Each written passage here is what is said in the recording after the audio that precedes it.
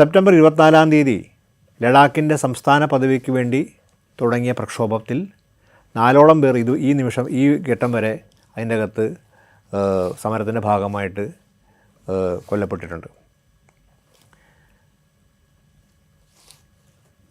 അതിന് നേതൃത്വം കൊടുക്കുന്ന ക്ലൈമറ്റ് ആക്ടിവിസ്റ്റ്, കാലാവസ്ഥ ആക്ടിവിസ്റ്റായിട്ടുള്ളത് ലേ നിവാസിയുമായ ലഡാക്ക് പ്രക്ഷോഭത്തിന് നേതൃത്വം കൊടുക്കുന്ന സോനം വാങ്ചുക്കിനെ അറസ്റ്റ് ചെയ്തിരിക്കുന്നു എന്നുള്ളതാണ് നമുക്ക് ലഭിക്കുന്ന അവസാന വാർത്ത. സോനം വാങ്ചുക്ക് നിരാഹാര സമരത്തിലായിരുന്നു. എന്താണ് ഈ സമരത്തിൻ്റെ അടിസ്ഥാനം? ലഡാക്കിൻ്റെ സമരത്തിൻ്റെ അടിസ്ഥാനം 2019 ജമ്മു കാശ്മീരിൽ നിന്ന് ലഡാക്ക് പ്രദേശങ്ങൾ വേർപ്പെടുത്തിയതിന് ശേഷം അന്ന് മുതൽ തന്നെ ഒരു പ്രധാനപ്പെട്ട ഒരു ആവശ്യമെന്ന് പറയുന്നത്, ലഡാക്ക് നിവാസികളുടെ ആവശ്യമെന്ന് പറയുന്നത്, ലേ നിവാസികളുടെ ആവശ്യമെന്ന് പറയുന്നത് ലഡാക്കിന് സംസ്ഥാന പദവി നൽകുക എന്നുള്ളതാണ്. ഒപ്പം തന്നെ വേറൊരു കാര്യം ആവശ്യപ്പെടുന്നുണ്ട്, ലേക്കും കാർഗിലിനും പാർലമെൻറ്റ് സീറ്റും ലഭ്യമാക്കുക എന്നുള്ളത്. അപ്പോൾ ഇന്ത്യയുടെ ഭാഗമായി നിന്നുകൊണ്ട് സ്വതന്ത്രമായ സംസ്ഥാന പദവിയും 2 പാർലമെൻറ്റ് സീറ്റും അതുപോലെ തന്നെ 6th ഷെഡ്യൂളിൻ്റെ ഭാഗമായിട്ട് ട്രൈബൽ ഏരിയ, ഗോത്ര ഏരിയ എന്നുള്ള പ്രത്യേകമായിട്ടുള്ള ഒരു 6th ഷെഡ്യൂൾ, ഭരണഘടന 6th ഷെഡ്യൂളിൽ ഉൾപ്പെടുത്തിക്കൊണ്ട് പ്രത്യേകമായിട്ടുള്ളൊരു പദവിയും സംരക്ഷണവും അവരാവശ്യപ്പെടുന്നു. ഇത് പ്രധാനപ്പെട്ട കാര്യമാണ്. കാര്യം ഇതൊരു ഈ പ്രക്ഷോഭം എന്ന് പറയുന്നത് ഇന്ത്യയുടെ ഭാഗമായി നിൽക്കാനും സംസ്ഥാന പദവിയും ഇച്ഛിച്ചുകൊണ്ട് ഒരു ജനത നടത്തുന്ന സമരമാണ്. ഇങ്ങനെ നമ്മൾ ഇന്ത്യയിലെ പല സംസ്ഥാനങ്ങളും ഇതുപോലെ തന്നെ രൂപീകരിക്കാൻ നമുക്കറിയാം. സംസ്ഥാന പദവിക്ക് വേണ്ടി സമരം നടക്കുന്നു, അതിൻ്റെ ഭാഗമായി സംസ്ഥാന പദവി അംഗീകരിച്ചു. അപ്പോൾ ഒരുപാട് ജനങ്ങളുടെ ഒരു വലിയ ആഗ്രഹമുണ്ട്. കാര്യം സ്വന്തമായിട്ട് വികസന കാര്യം തീരുമാനിക്കാൻ, സ്വന്തമായ രീതിയിൽ ദേശീയ തലങ്ങളിൽ ഇടപെടാൻ വേണ്ടി.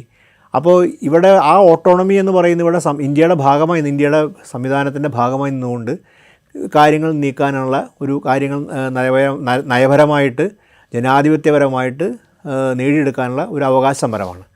ഈ സമരത്തിൽ പ്രധാനപ്പെട്ട ഒരു കാര്യം നമ്മൾ മനസ്സിലാക്കുന്നുണ്ട്. ഈ സമരം തെലുങ്കാനയിൽ നമ്മൾ കണ്ടതാണ്. തൊട്ടുമുമ്പ് നമ്മൾ തെലുങ്കാനയിൽ സമരത്തിൽ പ്രക്ഷോഭത്തിൽ പ്രധാനപ്പെട്ട ഒരു വിഭാഗമായിരുന്നു നമ്മൾ ഇന്ന് ജൻസി എന്ന് വിളിക്കുന്ന യുവതലമുറ എന്നുള്ള ജൻസി എന്നാണ് നമ്മൾ ഇന്ന് യുവതലമുറയെ വിളിക്കുന്നത്. അവർ ഇതിൽ ഭാഗവാക്കാണ്. ഈ സമരത്തിന് നേതൃത്വം കാലാവസ്ഥ ആക്ടിവിസ്റ്റ് സോനം വാങ്ചുക്കിനെ പോലുള്ളവരാണെങ്കിലും ഈ പ്രക്ഷോഭത്തിലെ ബഹുഭൂരിപക്ഷം പേരും ജൻസി തലമുറയാണ്. ഈ ജൻസി തലമുറയുടെ സമരത്തിൻ്റെ പ്രത്യേകതയുണ്ട്. അവർ അവകാശപരങ്ങൾക്ക് വേണ്ടി നിലകൊള്ളുന്നൊപ്പം തന്നെ പ്രധാനപ്പെട്ട ഒരു കാര്യം കൂടി നമ്മുടെ സമൂഹത്തിനോടും രാജ്യത്തോടും ലോകത്തോടും പറയുന്നുണ്ട്. അതായത് യുവാക്കൾ അസ്വസ്ഥരാണ്.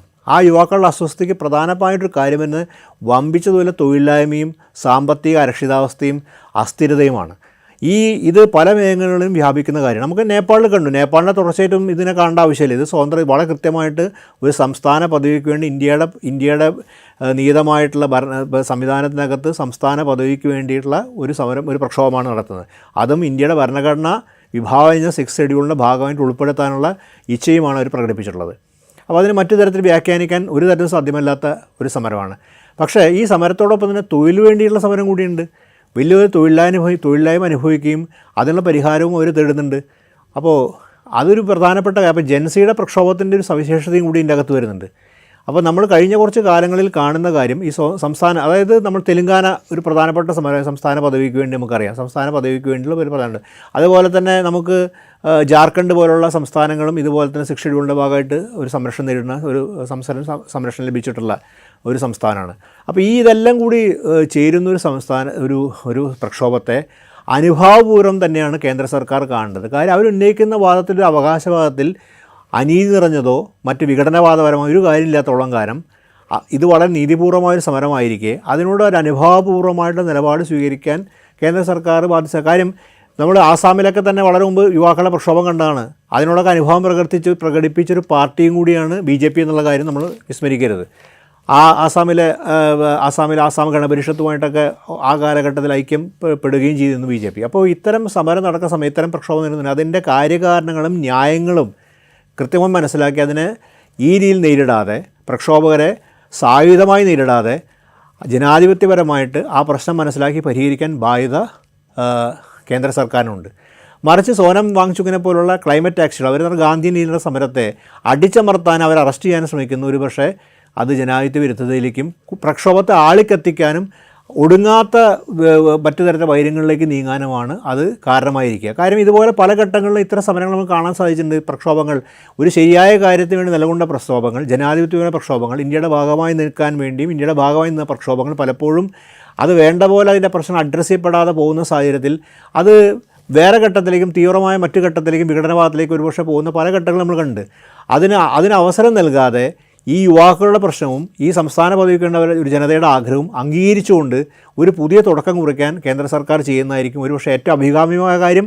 അത് രാജ്യത്തെ സംബന്ധിച്ചിടത്തോളം, അവിടുത്തെ ആ ലേ ലഡാക്ക് പ്രദേശം സംബന്ധിച്ചിടത്തോളം, ജമ്മു കാശ്മീരിനെ സംബന്ധിച്ചിടത്തോളം ഇന്ത്യയുടെ മറ്റ് സംസ്ഥാനം ഒരു പുതിയ തരത്തിലുള്ള ഒരു പ്രത്യാശ തുറന്നു നൽകും. അത്തരമൊരു സമീപനത്തിന് പകരം സോനം വാങ്ചുവിനെ പോലുള്ള ഗാന്ധിയൻ ആക്ടിവിസ്റ്റുകളെ, കാലാവസ്ഥ ആക്ടിവിസ്റ്റുകളെ അറസ്റ്റ് ചെയ്യുകയും പ്രക്ഷോഭത്തെ അടിച്ചറമാക്കാൻ നോക്കുന്ന ഒരുപക്ഷെ തിരിച്ചടിയായി മാറാനാണ് സാധ്യത. അതുകൊണ്ട് വളരെ ഉചിതമായ രീതിയിൽ തന്നെ ഇന്ത്യയിലെ കേന്ദ്ര ആഭ്യന്തര വകുപ്പ് ഇതിനെക്കുറിച്ച് കൂടുതൽ ഇതിൻ്റെ ന്യായങ്ങളെ മനസ്സിലാക്കിക്കൊണ്ട് വളരെ വളരെ പോസിറ്റീവായിട്ട് ഈ സമരത്തെ സമീപിക്കാൻ അങ്ങനെ സമീപിക്കുന്ന ഒരു അനിവാര്യതയുണ്ട്. കാര്യം ഇത്തരം സമരങ്ങൾ വേറെ രീതിയിൽ വ്യാപിക്കാതിരിക്കാനും അതുപോലെ തന്നെ ഈ സമരത്തിൻ്റെ അന്തസത്തയിൽ നിൽക്കുന്ന ജനാധിപത്യത്തെ മനസ്സിലാക്കാനും ഒരു കേന്ദ്ര സർക്കാരിന് ബാധ്യതയുണ്ട്. ആ രീതിയിൽ അത്തരം ഒരു അനുഭവത്തോട് സമീപനം എടുക്കും എന്നുള്ള രീതിയിലാണ് നമ്മൾ ഇതിൻ്റെ അകത്ത് പ്രതീക്ഷിക്കേണ്ടത്. പക്ഷേ സോനം വാങ്ചുവിൻ്റെ അറസ്റ്റൊക്കെ കാണിക്കുന്ന അത്തരം ഒരു വഴിയല്ല തുറക്കുന്നത് എന്നുള്ളതാണ്.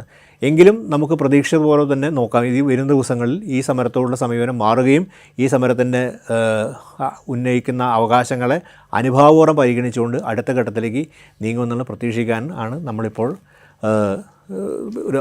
നമുക്ക് അത്തരം പ്രതീക്ഷയുടെ മുഹൂർത്തമായി വേണം കാണാൻ.